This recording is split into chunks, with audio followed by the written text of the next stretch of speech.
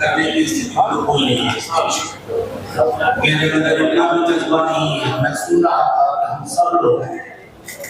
चलिए पहले औपचारिकताओं से शुरू करता हूँ पूरे मंच के लिए, साथियों के लिए। बड़ी संख्या में मैं कैमरा देख रहा हूँ, इसमें से ज्यादातर कैमरा वायलेंस फ्री इंडिया चाहते हैं, लेकिन कुछ कैमरे ऐसे भी हो सकते हैं जो ये सोच रहे हो कि कुछ मिले मसाला यहाँ से कि शाम की डिबेट कराई जा सके। उनको देख जनो हमारे मैंने सुना और बहुत जल्दी से सुना, ये आप लोग चुनाव से ज्यादा उनको 2024 का चुनाव आ जाएगा तो सारी चीजें बदल जाएंगी। हो सकता है जीतने के बाद भी चीजें ना बदलें। इस समाज के मानस में हिंसा हमेशा रही। मेरे मित्र रतन नीचे बैठे हुए हैं, एक हम पढ़ते थे वैदिकी हिंसा हिंसा न भवति, यानी जो बड़े लोग हैं, और आप जानते हैं कौन बड़े लोग हैं, तो उनका चरित्र आज भी नहीं बदला। अगर उन्होंने हिंसा की तो वो हिंसा नहीं है, लेकिन किसी गरीब ने, किसी वंचित ने, किसी दलित ने, किसी पिछड़े ने 4 थप्पड़ खाने के बाद एक बार हाथ पकड़ लिया तो वो हिंसा हो गई। तो हिंसा की पूरी परिभाषा को भी देखना होगा। एक छोटी सी कहानी से शुरू करता हूं, बहुत 2-4 मोटा मोटी चीजें बोल करके। एक राजा था, उसे आग लगाने का बड़ा शौक। उसे हरियाली अच्छी नहीं लगती, वो आग लगाता। और कमाल थी कि उसके पास बाकी चीज की कमी हो जाए, एक जेब में पेट्रोल और दूसरे जेब में लाइटर हमेशा हुआ करता। तो लोग उससे प्रयोग करवाते थे, देखो यहां आज तक कभी आग नहीं लगी है। तो राजा कहता था मुझे 15 दिन का वक्त दो, मैं यहां आग लगा के दिखाऊंगा। राजा के दरबारियों को भी लगा कि राजा को आग लगवाना बड़ा पसंद है। तो दरबारी लोग भी आग लगाने और लगवाने लगे। उनके पास भी पेट्रोल और लाइटर पहुंचने लगा। अंग्रेजी में एक शब्द है पायरोमैनिएक, ऐसा व्यक्ति जिसको आग लगाने का शौक। हमारी पूरी राजनीति इस पायरोमैनिएक नाम के जंतुओं के हाथ में आ गई, जिन्हें शांति पसंद नहीं है, अमन पसंद नहीं है, जो विदेश जाकर के कहेंगे वसुधैव कुटुंबकम, लेकिन देश की धरती पर अपने कुटुंबों के बीच में आग लगाएंगे। कोई कहते थे जितना कीचड़ फैलाओगे कमल खिलेगा। आपका कमल कीचड़ और पानी में नहीं खिल रहा है, ये आग में खिल रहा है। आप आग लगाते हो और वोट की फसल काटते हो। मणिपुर की आग को देख के आया हूं, गुजरात की आग देखी है, अभी मुंह में आग, वो आग दिख रहा है। सतपाल मलिक साहब आए नहीं, उन्होंने एक बात कही हाल के दिनों में कि 2024 election is going to be the most violent election in the memory of India. आप सब तैयार रहिए, ये वायलेंस फ्री इंडिया हम सब चाहते हैं, लेकिन तैयार रहिए, बहुत हिंसा होने वाली है। कहीं जाति के नाम पे होगी, कहीं दलित मारा जाएगा और मुसलमान को मारा जा ही रहा है। आपकी कोशिश सिर्फ चुनाव जीतना नहीं होना चाहिए।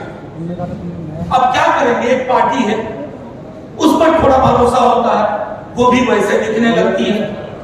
जब तक हमारी राजनीति में इन बाबाओं का प्रेजेंस होगा, सुबह शाम ये बहस हुआ करेगी, तब तक आप वायलेंस फ्री समाज बनाने की कल्पना न करें। उसको व्यूअरशिप कौन देता है? हमारे आप जैसे ही लोग, हम नहीं, आप नहीं, लेकिन हमारे जैसे लोग, हमारे भाई, हमारे कुटुंब, हमारे दोस्त उसको वैल्यू देते। नतीजे में क्या हासिल हो रहा है? देखिए, हिंसा जो होती है उसके पहले एक भाषाई हिंसा होती है। जुबान देख लीजिए लोगों की, किस तरह की जुबान से बात होती है। मैं नहीं कहता कि पहले दंगे नहीं होते थे, पहले भी होते थे, जब हम छात्र जीवन में थे तब भी दंगे होते थे। मैं रांची में पढ़ता था, रामनवमी के दौरान दंगे की आशंका होती थी रांची और जमशेदपुर में, लेकिन तब दंगा करने वाले सहमते थे। आज दंगा करने वाले को पता है कि मंत्री पद उसके लिए उपलब्ध है, वो दंगा करेगा, उसकी पॉलिटिकल प्रीमियम बढ़ेगी। दंगा और हिंसा हमारे समाज में नॉर्मलाइज हो गई है, ये चिंता का विषय है। जिस दिन उस व्यक्ति चेतन सिंह ने गोलियां मारी ट्रेन के अंदर, मैंने 10 मिनट के अंदर कहा था कि लोग इसको विक्षिप्त बताएंगे, ऐसा हुआ भी। लोगों ने कहा मानसिक रोगी, डिप्रेशन में चल रहा था। आपने करोड़ों की तादाद में ऐसे मानसिक रोगी इस देश में पैदा कर दिए। हमारी कोशिश है कि उनको मानसिक रोग से निकाला जाए, और ये तब तक नहीं होगा जब तक हम लड़ाई अलग अलग लड़ेंगे, कि दलित की लड़ाई अलग, मुसलमानों की लड़ाई अलग, किसानों की लड़ाई अलग, मजदूरों की लड़ाई अलग, स्टूडेंट्स की लड़ाई अलग, शिक्षकों की लड़ाई अलग। ये तो टापू में तनहा कतार लगेगा तो आग लगाने वाले राजा को और आसानी हो जाएगी। उसे पता है एक को संभाल लो भी, बाकी संभाल जाएंगे। देखते देखते एक देश की इतनी बड़ी आबादी को इनविजिबलाइज कर दिया गया, अदृश्य कर दिया गया। पॉलिटिकल पार्टीज भी चुप रहना शुरू कर दी, करे यार ये तो ठीक नहीं है, इस पर ज्यादा मत बोलो, वो वोटर नाराज हो जाएंगे। पॉलिटिकल पार्टीज का काम ये भी होता है कि आप एडुकेट करिए, अपने लोगों को बताइए। असल में दिक्कत हुई है बीते दिनों में, ये जो ब्रांड मेकर्स और आ गए हैं पॉलिटिक्स में, तो उन्होंने कार्यकर्ताओं को खत्म कर दिया है। अब किसी भी पॉलिटिकल पार्टी को नॉर्मली कार्यकर्ता नहीं चाहिए, वो कहीं विदेश से पढ़ा हुआ कोई एक बंदा आएगा, उसके साथ 15-20 लोगों की टीम होगी और वो पीआर का काम देखेगा। कोई पॉलिटिकल पार्टी हो जो कार्यकर्ताओं की गर्व से निकली है, उस पार्टी में भी कार्यकर्ताओं को उस रूप में नहीं देखा जाता जैसे अब तक। मैं सिर्फ इतना कहूंगा कि साथियों, प्रेस के देश में मुझे पता है कि अंग्रेजी में कहावत थी, if it bleeds it leads, यानी खून बहता है तो पढ़ा जाता है। मैं प्रिंट के दौर की बात कर, लेकिन ये खून आपके दरवाजे तक पहुंच गया, ये मेरे दरवाजे तक पहुंच गया है। कहानी मुसलमान से शुरू हुई थी, अब इस देश में कोई महफूज नहीं है। मणिपुर में वो जो वीडियो आपने देखे होंगे, सोच के देखिएगा एक बार, 1 मिनट के लिए रात में सोते वक्त, ये मेरी बेटी हो, आपकी बेटी हो, मेरी बहन हो, आपकी बहन हो।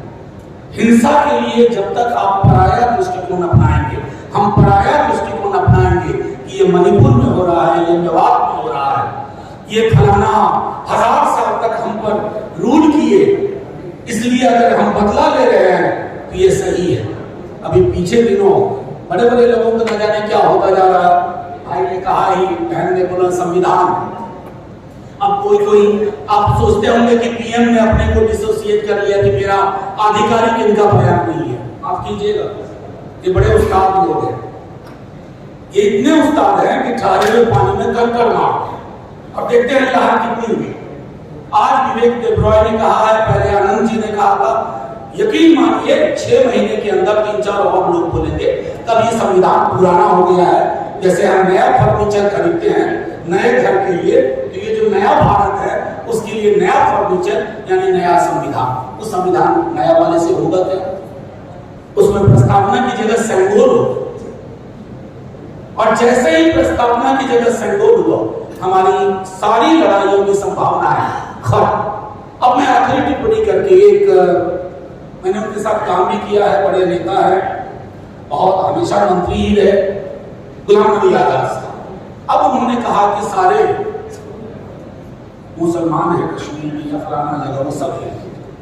ये इतिहास में जाकर के गड्ढा खोदने का जो काम शुरू हुआ है, एक तरफ तो आप चंद्रमा जा रहे हो, मंगलयान जा रहे हो, और जैसा आपने कहा कि सीवर के डेथ की चिंता नहीं है, लेकिन हाँ मस्जिद घूम करके गड्ढा खोद रहे हो कि कहीं कुछ मिले, ताकि देश की राजनीति, आपकी श्रद्धा इस बात में नहीं है कि वहां शिव निकले या फलाना निकले, आपकी आस्था इस बात में है कि एक और मसला मिले हाथ में, एक और मसाला मिले, ताकि 10 बरस के लिए और आग लगाए।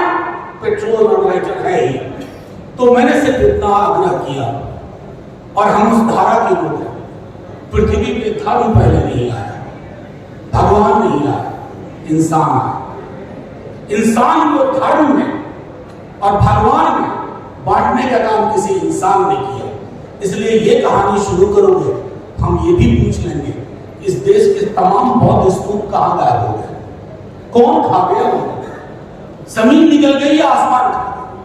तो इतिहास में उल्टे पांव की यात्रा से कुछ हासिल नहीं होगा सिवाय हिंसा के। और इस हिंसा का समाधान, माफ कीजिएगा नवेद साहब, 24 के चुनाव के नतीजों में नहीं है। चुनाव अनगणित होता है, अनगणित से आप जीत जाते हैं, लेकिन काम करने की जरूरत है मनोविज्ञान पे, जहां आप नहीं कर पा रहे। जितने भी कम्युनल आउटफिट्स हैं, उनके पास कितने तरह के सिंबल हैं। हम तमाम सेक्युलर लोग, बहुजन समाज की राजनीति करने वाले लोग, हमारे पास सिंबल्स नहीं है। हम अपनी राजनीति करना चाहते हैं और ना सीखना चाहते हैं। पीआर एजेंट्स के हाथ में अपनी राजनीतिक किस्मत हमने दे दी। जब तक उनके हाथ से वो किस्मत की चाबी नहीं लेंगे, हिंसा मुक्त समाज नहीं होगा। जय हिंद, जय भारत।